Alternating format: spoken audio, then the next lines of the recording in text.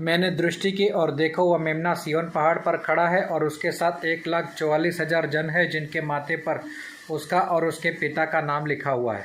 फिर स्वर्ग से मुझे एक ऐसा शब्द सुनाई दिया जो जल की बहुत धाराओं और बड़े गर्जन का सा शब्द था।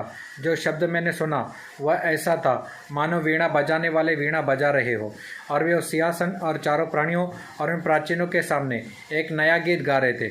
और उन 1,44,000 जनों को छोड़ जो पृथ्वी पर से मोल लिए गए थे, कोई वह गीत न सीख सकता था। ये वे हैं जो स्त्रियों के साथ अशुद्ध नहीं हुए पर कुंवारे हैं, और जहाँ कहीं मेमना जाता है वे उसके पीछे हो लेते हैं। ये तो परमेश्वर के निमित्त पहले फल होने के लिए मनुष्य में से मोल लिए गए हैं। इनके मुंह से कभी झूठ न निकला था, ये निर्दोष है।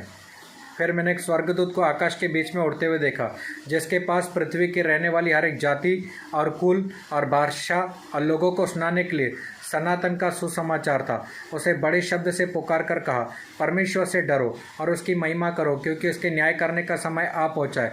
उसका भजन करो जिसने स्वर्ग और पृथ्वी और समुद्र और जल के सोते बनाए। फिर एक और स्वर्गदूत यह कहता हुआ आया, गिर पड़ा वह बड़ा बेबीलोन, गिर पड़ा जिसने अपने व्यभिचार की कोपमय मदिरा सारी जातियों को पिलाई है। फिर इनके बाद एक और तीसरा स्वर्गदूत यह कहता हुआ आया, जो कोई इस पशु की मूर्ति की पूजा करे और अपने माथे और अपने हाथ पर उसकी छाप ले, वह परमेश्वर के प्रकोप की नीरी मदिरा जो उसके क्रोध के कटोरे में डाली गई है पिएगा, और पवित्र स्वर्गदूतों के सामने और मेमने के सामने आग और गंधक की पीड़ा में पड़ेगा। उनकी पीड़ा का धुआं युगानुग उठता रहेगा।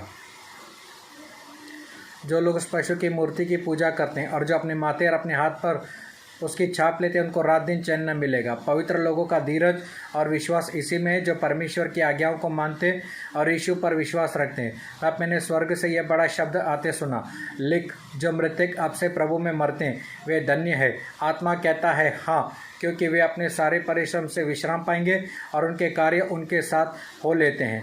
फिर मैंने दृष्टि की और देखो एक उजला बादल है, और उस बादल पर मनुष्य के पुत्र सरीका कोई बैठा है, जिसके सिर पर सोने का मुकुट और हाथ में चोखा हंसुआ है। फिर एक और स्वर्गदूत मंदिर में से निकलकर उससे जो बादल पर बैठा था ऊंचे शब्द से पुकार कर कहा, अपना हंसुआ लगाकर लवनी कर, क्योंकि लवने का समय आ पहुँचा है, इसलिए कि पृथ्वी की खेत पक चुकी है। अतः जो बादल पर बैठा था उसने अपना हंसुआ लगाया और पृथ्वी की लवनी की गई।